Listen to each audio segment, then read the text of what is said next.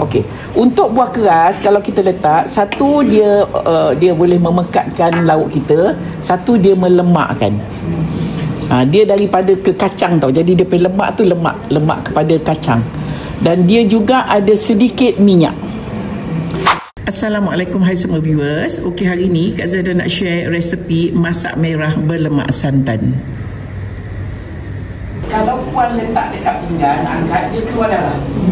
Dekat tulang ni 4 sekawan ataupun 4 sebilik kayu manis, cengkeh, buah pelaga dan juga bunga pekak.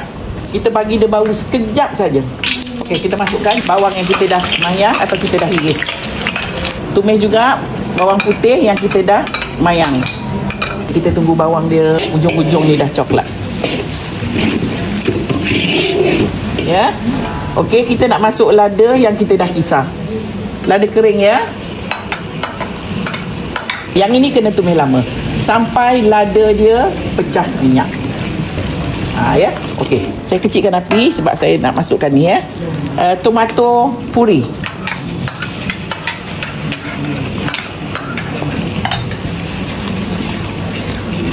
Dah masuk tomato puri. Kak Zaidah nak masuk sikit air asam jawa.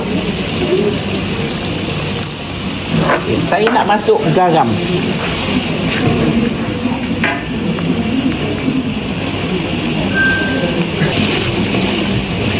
Ya, okey, kita nak masukkan kerisik.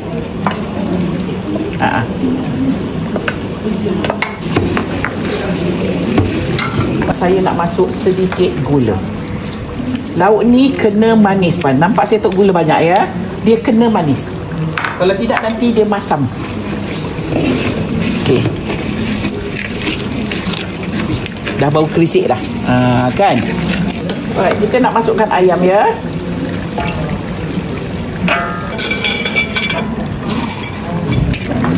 Okey, Kak Zaidah balik-balikkan, ratakan dulu.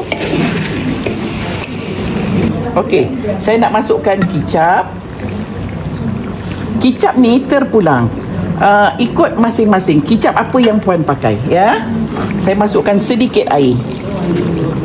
Kalau tidak dia tak berkuah sekarang. Masuk kicap manis ya, jangan pakai kicap masin, jangan pakai kicap pekat. Kena pakai kicap manis. Okey, kita nak masuk santan. Santan ya.